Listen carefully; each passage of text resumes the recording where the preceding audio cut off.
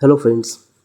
जैसा कि हम लोग जानते हैं कि यूएस ने वेनेजुएला के प्रेसिडेंट निकोलस मदुरो को और उनकी वाइफ को देश से उठा लिया है और उठा करके अपने वापस अपने देश में ले आया है। तो अभी ये सबसे बड़ा इशू बना हुआ है। अगर हम लोग इंटरनेशनल रिलेशन देखें, अगर हम लोग आईआर में देखें, तो ये भी सबसे बड़ा इशू है कि किसी सिटिंग प्रेसिडेंट को उठा करके अपने देश ले आना, मतलब एक तरीके से किडनैप कर लेना, जा करके गुंडागर्दी गर्दी करना। तो ये बहुत बड़ा इशू बना हुआ है। और ये किसने करवाया? तो ये जो ट्रम्प हैं, डोनाल्ड ट्रम्प, उन्होंने करवाया है। उन्होंने जो उनका मिलिट्री है उनको एडवाइस दिया और वो फिर ये पूरा कारनामा हुआ। तो हम लोग इसी संदर्भ में सब कुछ को देखेंगे। देखिए, अब जो अभी 70th बीपीएससी का इंटरव्यू है, तो आप मान के चलिए कि आपका इंटरव्यू में यहाँ से सोर्स जोट 100% क्वेश्चन आएगा ही आएगा। पूरे क्राइसिस पे आपसे क्वेश्चन पूछा ही जाएगा। तो हम लोग वो भी डिस्कस करेंगे। और फिर अगर 71वीं मेंस में अगर क्वेश्चन आता है तो वो भी हम लोग डिस्कस करेंगे। ठीक, चलिए हम लोग स्टार्ट करते हैं। देखिए, अभी यूनाइटेड स्टेट क्या क्या कैप्चर कर लिया, निकोलस मदुरो को उठा लिया उससे घर से, जो उनका हाउस था वहीं से उनको उठा लिया, उनका कैपिटल सिटी से उठा लिया है। और उसका जब उठाने के बाद मदुरो को उठाया और इनकी वाइफ का नाम है सीलिया फ्लोरी, इनकी वाइफ का नाम है, उनको भी साथ में उठा लिया है। ठीक, और उस पर डिफरेंट चार्जेस लगाया कि ड्रग्स का चार्ज को लेकर के उठाया गया है। मतलब हम लोग दोनों देखेंगे, एक तो जो रियल इशू क्या है और नैरेटिव क्या है। मतलब देखिए, रियल कारण कुछ और होता है, नैरेटिव कुछ और होता है। तो हम लोग वो दोनों समझेंगे। यूएस कहा है कि माइग्रेशन, ड्रग, नार्को ट्रैफिकिंग और नार्को टेररिज्म, इन सब का बॉस था कौन? तो निकोलस मदुरो। और वही वेनेजुएला तो जो था वो हब था और वहीं से ये सब कंडक्ट किया जाता था। और उसके लिए जिम्मेदार सबसे ज़्यादा किसे मानते थे? तो प्रेसिडेंट मदुरो को जिम्मेदार माना जा रहा था। लेकिन इसका देखिए, ये तो एक नैरेटिव है कि माइग्रेशन क्राइसिस, जो नैरेटिव हम लोगों ने बात किया कि माइग्रेशन क्राइसिस नैरेटिव है, या फिर डिफरेंट जो नैरेटिव गढ़ा जाता है। जैसे कि अभी वहाँ जो ऑयल था, ऑयल कंपनी को लेकर के जो वहाँ का जो वेनेजुएला का ऑयल है वो सबसे गाढ़ा ऑयल होता है। और वेनेजुएला के पास करीब 300 बिलियन बैरल वहाँ पे ऑयल रिजर्व है। मतलब वर्ल्ड लार्जेस्ट ऑयल रिजर्व उसी के पास है, सबसे ज़्यादा। इवन क्रिटिकल मिनरल्स भी बहुत है। और यूएस का हमेशा से माना था। और जो निकोलस मदुरो थे वो थोड़े से लेफ्टिस्ट थे, लेफ्ट के थे। और देखो, ऐसा नहीं कि मदुरो को उठा करके यूएस ने मतलब ऑब्वियस बात है गलती किया है, बट ऐसा नहीं था कि जो निकोलस मदुरो था वो बहुत अच्छा आदमी था। वो भी कोई बहुत दूध का धुला नहीं था। एक ऑथोरिटेरियन था वो, एक ऑथोरिटेरियन था वो क्या करता था कि इलेक्शन जिक कर रहा था, पिछले 3 बार से इलेक्शन जिक कर रहा था। जो उसका अपोनेंट था उसको जेल में बंद कर दिया था। तो मतलब वो भी कोई दूध का धुला नहीं था। वेनेजुएला में इन्फ्लेशन करीब 400%, 500% पार है। मतलब इतना ज़्यादा इन्फ्लेशन है, वहाँ पे करेंसी प्रिंट करना पड़ रहा था इसके लिए, लोगों को देने के लिए। और मतलब वहाँ का जो लोकल लाइफ है उसका वो तबाह हो चुका था, मतलब त्रस्त हो चुका था उससे। तो कोई मदुरो कोई बहुत अच्छा लीडर नहीं था या फिर बहुत कोई अच्छा नेता नहीं था। लेकिन किसी को उसके घर से उठा लेना वो एक सीरियस कंसर्न है। क्योंकि हमारे पास क्या, यूएन है, यूनाइटेड नेशन है, यूएनएससी है, यूएनएससी है, जहाँ पे 5 सिक्योरिटी काउंसिल मेंबर है। आप लोग बात करके सैंक्शन करके हम लोग उस तरीके से किया जा सकता था। अभी हम लोग बात करेंगे क्योंकि जो वर्ल्ड है वो रूल बेस्ड ऑर्डर पे चलता है, ना कि अभी मान लीजिए कि भारत क्या करेगा, उठा जाए और अभी बांग्लादेश बहुत टेटियाँ रहा है उसको जाए और उठा ले जा करके मोहम्मद यूनुस को। तो ये सही तरीका नहीं होगा उठाना और जा करके मार कर तोड़ दे। अभी पाकिस्तान जाए, उठा ले जा करके आसिफ मुनीर उसको। तो ये तरीका नहीं होता। भारत कर सकता है लेकिन ये तरीका नहीं है करने का जो यूएस किया है। तो इसके पीछे नैरेटिव, जो रियल इशू था वो, सॉरी, नैरेटिव क्या है कि ड्रग है, वो है, फलाना ढिमाका। लेकिन रियल में जो जो कंसर्न है, जो रियल कंसर्न था यूएस का, वो क्या था कि एक तो तेल का रिजर्व इसके पास बहुत ज़्यादा है। दूसरा क्या था कि एक मोनीरो डॉक्ट्रिन है, मोनीरो डॉक्ट्रिन है। इसमें क्या था, इसमें ये बेसिकली ये यूएस के प्रेसिडेंट थे मोनीरो, 1823 के आसपास में प्रेसिडेंट थे। और इन्होंने एक डॉक्ट्रिन दिया था कि जो वेस्टर्न स्फीयर है, जैसे मान लीजिए कि ये वर्ल्ड है, ये वर्ल्ड है, ठीक, ये नॉर्थ हो गया, ये साउथ हो गया, ये साउथ है, ये ईस्ट है और ये वेस्ट है। तो यूएस है जो यहाँ लाई करता है। तो ये जो वेस्टर्न स्फीयर है, अगर हम लोग यूरोसेंट्रिक जो मैप है उससे देखते हैं तो यूएस यहाँ लाई करता है। तो ऐसा कहना था उनको, मनीरो का, कि जो यूएस का जो फॉरेन पॉलिसी है, ये वेस्टर्न अफेयर, जो वेस्टर्न स्फेयर है, वेस्टर्न हेमिस्फीयर है, उसमें यूएस का डोमिनेंस होना चाहिए। उसमें क्या होना चाहिए? यूएस का डोमिनेंस होना चाहिए। मतलब यहाँ पे कोई भी कंट्री का एंट्री नहीं होना चाहिए। अब जैसे समझिए, ये समझिए, अभी मान लीजिए कि ये रशिया है, ठीक। अब यहाँ पे यूक्रेन है, ये यूक्रेन है, ये रशिया है। और अभी यूक्रेन में क्या हो रहा है? रशिया यूक्रेन को क्यों मार रहा है? क्योंकि यूक्रेन जो था वो नेटो ज्वाइन करने वाला था। अगर यूक्रेन नेटो ज्वाइन कर लेता तो हम लोग देख रहे हैं कि जो रशियन स्फीयर है, जो रशिया का जो स्फीयर है, जो रशिया का जो इमीडिएट नेबर है, वहाँ तक नेटो पहुँच जाता। और नेटो क्यों बना था? वो रशिया के अगेंस्ट बना था। उसी तरीके से जो वेनेजुएला है, अभी हम लोग ने देखा कि वेनेजुएला के पास 300 बिलियन बैरल जो है वो तेल है। इसके साथ साथ अभी ये तेल है, ये अपना 60 to 80% जो तेल है वो चाइना को सप्लाई कर रहा था। तो अब चाइना का सप्लाई कर रहा था, और चाइना और रशिया का वेनेजुएला के साथ टाइज अच्छा हो रहा था, मतलब वेनेजुएला के साथ। तो कहीं ना कहीं, और निकोलस मदुरो जो था वो लेफ्टिस्ट था, तो कहीं ना कहीं यूएस के लिए खतरा बनते जा रहा था। कि अभी आप देखोगे न्यूज़ में, अगर पढ़ा होगा आपने, तो जब मदुरो को उठाया है तो उसी वक्त एक चाइनीज़ का स्पेशल इन्वॉय वेनेजुएला में था, मीटिंग कर रहा था, उसके 1 घंटे के बाद उठा लिया गया है मदुरो को। तो आप समझ सकते हैं कि यूएस के लिए कितना कंसर्न था। यूएस के लिए कंसर्न था। ट्रंप एक बहाना दिया तेल का, उठा लिया। अब ट्रंप कह रहा है कि जो वहाँ का ऑयल रिजर्व है, अब देखिए 300 बिलियन इसका रिजर्व है। नॉर्मली जो देश है, बड़े बड़े देश है, सऊदी अरबिया, ये सब, इन लोग क्या करता है कि 3 मिलियन बैरल पर डे का प्रोडक्शन करता है।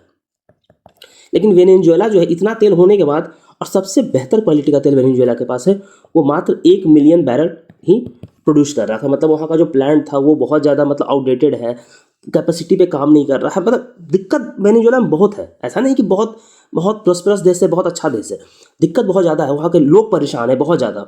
लेकिन अभी हाल में इलेक्शन हुआ था कुछ महीनों पहले, और उसका इलेक्शन को प्रॉपर तरह से रिग्ड कर करके 95% वोट ला करके वो जीत गया था। जो उसकी नोबेल प्राइज विनर थी, एक क्लाउडिया सिंगबुम करके एक नाम है, वो उसकी अपोजिशन थी। तो उसको क्या किया था? देश निकाला कर दिया था, उसको जेल कर दिया था, तो उसको भाग करके बाहर जाना पड़ा। तो ये सब मुद्रो का हरकत था। तो वो कोई बहुत बढ़िया हरकत नहीं कर रहा था। तो ये सब कारण था मुद्रो को उठाने का, ठीक। तो भारत का रिस्पॉन्स क्या है? भारत का जो रिस्पॉन्स है वो हम लोग देखते हैं, क्योंकि हमारे लिए इंपॉर्टेंट क्या है कि भारत का रिस्पॉन्स क्या है। देखिए, इंडिया और वाशिंगटन, मतलब इंडिया और वाशिंगटन का मतलब यूएस, न्यू दिल्ली और वाशिंगटन का जो रिलेशन है, अभी कोई बहुत अच्छा चल नहीं रहा है। मतलब हम लोग भी अभी, हमारे पर यूएस ऑलरेडी 50% टैरिफ लगा चुका है, और टैरिफ लगाने का बात कर रहा है यूएस। एकदम ट्रम्प पगला गया है, कह रहा है कि और टैरिफ मारेंगे। इसीलिए आप देखोगे कि हम लोग क्या कर रहे हैं कि डिफरेंट कंट्री के साथ, जैसे ओमान हो गया, न्यूजीलैंड हो गया, यूके हो गया, सबके साथ फ्री ट्रेड एग्रीमेंट साइन कर रहे हैं, और अपना ट्रेड को डाइवर्सिफाई कर रहे हैं। हम अपना ट्रेड को क्या कर रहे हैं कि डाइवर्सिफाई कर रहे हैं। तो उसी संदर्भ में अभी जो इंडिया का जो स्टैंड है, इंडिया का है कि India between Washington unilateral move, new Delhi का जो लॉन्ग स्टैंडिंग सपोर्ट है। हम लोग हमेशा से सपोर्ट क्या करते हैं? रूल बेस्ड इंटरनेशनल ऑर्डर को हम लोग सपोर्ट करते हैं। रूल बेस्ड इंटरनेशनल ऑर्डर का क्या मतलब हुआ? इसका मतलब हुआ यूनाइटेड नेशन, जो यूएन चार्टर है, यूएन चार्टर के थ्रू कोई भी चीज़ होना चाहिए, किसी का सॉवरेनिटी को वायलेट नहीं कर सकते। यूएन चार्टर के थ्रू चीज़ों को लेके चलना चाहिए। यूएन चार्टर है ना, आर्टिकल 51 है, तो उसके तहत चीज़ होना चाहिए। सिक्योरिटी काउंसिल अगर ये स्टेप लेता तब समझ में आता, लेकिन ऐसे यूनिलैटरल अगर कोई स्टेप लेने लगेगा, मान लीजिए कल को भारत जाकर के ये बांग्लादेश में करता है, तब भी यूएस को कुछ नहीं बोलना चाहिए, तो ऐसे एनआरकी फैल जाएगा, और ये है भी सही नहीं। और इंडिया क्या करता है कि इन सब कॉन्फ्लिक्ट से टिपिकली अवॉइड करता है। बिकॉज देखो, अब इसमें क्या है ना कि बिकॉज इंडिया अपने आप को a voice of global south कहता है, ठीक। तो इस कारण से थोड़ा सा इंडिया का जो स्ट्रेचर है वो अंडरमाइन होता है, कि अगर इफ़ आई एम सेइंग कि I am the voice of global south, then we should also have some standpoint. Many countries expected India to underscore international law and sovereignty, creating pressure to response. Even New Delhi remain cautious. इन हम लोग थोड़ा सा consciousness ले रहे हैं, लेकिन हमेशा India का स्टैंड क्या है? इंडिया का स्टैंड क्या है? तो रूल बेस्ड ऑर्डर। अगर आपसे इंटरव्यू में पूछा जाएगा तो आप हमेशा बोलेगा we support rule based order, rule based international order, and non interventionist policy. और ये इंपॉर्टेंट है। इंडिया यूएस के कॉन्टेक्स्ट में आपको पता है कि 50% ऑलरेडी टैरिफ मार चुका है। तो हम लोग थोड़ा सा जैसे रशियन तेल खरीद रहे हैं, और उसमें बोला है कि 50%, अभी 20-25% और मारेंगे। इस 50% पेनल्टी है। किसका पेनल्टी है? तो रशियन ऑयल का। और अभी ट्रंप आजकल ही बोला है कि फिर से मारेंगे। तो इन सब चीज़ों से ये किया। अभी इंडिया क्या किया, हम लोग जो है वो अवॉइड किए हैं ज़्यादा उस पर कमेंट करना, बट हम लोग का जो ऑफिशियल है कि हम लोग रूल बेस्ड ऑर्डर का सपोर्ट करते हैं और ऐसे मतलब किसी देश में जाकर इन्वेजन नहीं करना है, नॉन इन्वेजनिस्ट पॉलिसी को हम लोग सपोर्ट करते हैं। तो वहीं पे अब मिनिस्ट्री ऑफ एक्सटर्नल अफेयर्स कुछ एडवाइस जारी किया है कि अगर आपके पास नॉन इसेंशियल ट्रेवल है तब मत कीजिए, ऐसे वेनेजुएला घूमने नहीं जाइए आप, उसको ये कीजिए। अब देखिए काराकास जो है वो वेनेजुएला का क्या है, कैपिटल है, आपसे इंटरव्यू में पूछ देगा, ठीक। तो वो उस चीज़ को वहाँ का जो इंडियन एम्बेसी है उसमें रीच आउट करने के लिए कहा गया, तो वो सब ठीक है। अब देखिए इंडिया वेनेजुएला का टाई कोई बहुत बड़ा है नहीं।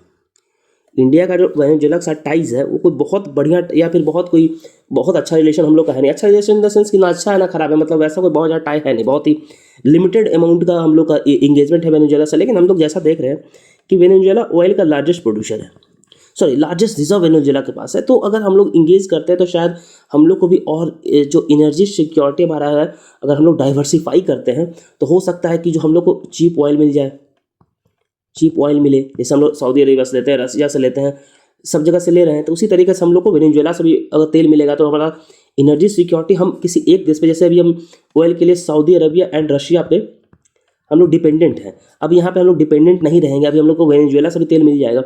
और even it is in the interest of the पूरा, it is interest of the world that अगर वेनेजुएला का जब के पास जो तेल है अगर वो निकलता है, मार्केट में आता है, तो ओवरऑल जो एनर्जी सिक्योरिटी है, ओवरऑल एनर्जी सिक्योरिटी जो वर्ल्ड का, वो दूर होगा। तो उस सेंस में अगर हम लोग देखें तो वो फिर सही है अगर वेनेजुएला में स्टेबिलिटी आता है तो। बाकी ये सब डेटा है, आप देख लीजिएगा, it is not that much important. अभी मनमोहन सिंह जी के टाइम पे जो वहाँ के प्रेसिडेंट है वो विजिट किए थे, और फिर निकोलस मदुरो जो थे वो फॉरेन मिनिस्टर थे उस वक्त 2012 में, तब वो आए थे। सबसे रिसेंट विजिट जो है वो है किसका, तो जो वाइस प्रेसिडेंट डेल्सी रॉड्रिग, अभी डेल्सी रॉड्रिग की अभी एक्टिंग प्रेसिडेंट बनी है। ये वाइस प्रेसिडेंट थे जब निकोलस मदुरो को उठा के ले गया, तो यही डेल्सी रॉड्रिग जो है वो वाइस प्रेसिडेंट बनी है वहाँ का, वेनेजुएला का। तो अभी वो आई थी 2023 में आई थी जयशंकर से मिलने के लिए यहाँ पे इन्विटेशन पे, ठीक। वही है कि इंडियन डायस्पोरा बहुत कम रहता है वहाँ पे, बहुत कम रहता है। तो वही है, लो ग्राउंड स्टेबल, उतना हमारा स्टेक हाई नहीं है, बट हमारा जो प्रिंसिपल है वो बहुत हाई है। तो इस पर्सपेक्टिव में इंडिया को देखना चाहिए था, इसलिए हम लोगों ने थोड़ा सा हम लोग को क्रिटिसाइज़ करना चाहिए था यूएस को, और हम लोग को जो हाई मॉरल ग्राउंड जो हम लोग लेते हैं उस पर हम लोग को फोकस करना चाहिए था कि हम लोग जो रूल बेस्ड ऑर्डर को सपोर्ट करते हैं, रूल बेस्ड ऑर्डर का हम लोग हमेशा से बात करते हैं, हम लोग मल्टीपोलर वर्ल्ड का बात करते हैं कि वर्ल्ड शुड बी मल्टीपोलर, कोई एक कंट्री डोमिनेट नहीं करे, किसी का सॉवरेनिटी को वायलेट नहीं करे। Yet the principle of sovereignty and concern over the US interventionism elevated the issue of significance for Indian diplomacy। मतलब वो ये कि फिर वो क्रिएट कर रहा है, इशू क्रिएट कर रहा है सबके लिए। ग्लोबल रिएक्शन जो है वो बहुत मिक्स है, जैसे रशिया क्या क्या कंडेम किया है, एक्ट ऑफ आर्म एग्रेशन बोला है यूएस को, सही बात भी है, यूएस किया भी वो काम है, लेकिन रशिया खुद एग्जैक्टली सेम काम यूक्रेन में कर रहा है। यूरोपियन यूनियन बोला है कि रिस्पेक्ट फॉर इंटरनेशनल लॉ, वही घिसा पिटा, एंड यूएन चार्टर अर्ज रेजिस्टेंस। अभी चाइना का जो प्रेसिडेंट हैं वो बोले हैं कंसर्न एंड कंडेमनेशन, मतलब वही है कि मिलिट्री एक्शन यूएस लिया तो उसको कंडेम कर रहा है, लेकिन चाइना खुद ताइवान के साथ यही कर रहा है। देखिए कोई भी दूध का धुला नहीं है, सब अपना बैकयार्ड में ये हरकत करता है। अब चाइनीज स्फीयर ताइवान है तो वहाँ पे जाके चाइना ये काम कर रहा है, तो सबका वही है।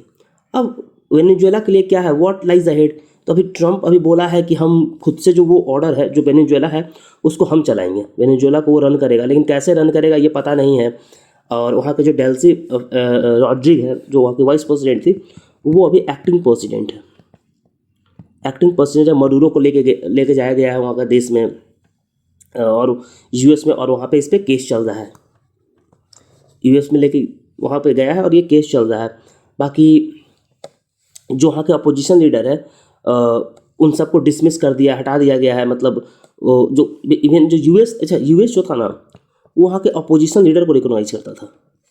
मारिया कोरिना जो मचादो थे उनको रिकॉग्नाइज करता था, लेकिन वो भी ये जो थे इनको नोबेल प्राइज मिला था, लेकिन इनके पास इतना सपोर्ट नहीं है, मतलब इसके पास भी कोई बहुत ज़्यादा पॉपुलर सपोर्ट नहीं है, ऐसा यूएस कहा है, ठीक। इस कारण से यूएस बोला है कि जो वहाँ का ऑयल रिजर्व है उसका यूएस कंट्रोल ले लेगा। इसके साथ साथ अमेरिकन जो कंपनीज़ है वो वहाँ जाएगा और वहाँ का ऑयल प्रोडक्शन करेगा, और फिर वो फॉर द पब्लिक जो ऑयल प्रोडक्शन करेगा वो पब्लिक के लिए करेगा। लेकिन वहाँ जो पहले जो ऑयल का जो पूरा तेल वेल का जो भंडार है वो है बेसिकली स्टेट ओन्ड, लेकिन अब क्या है कि प्राइवेट कंपनी जाएगा, ये सब काम करेगा।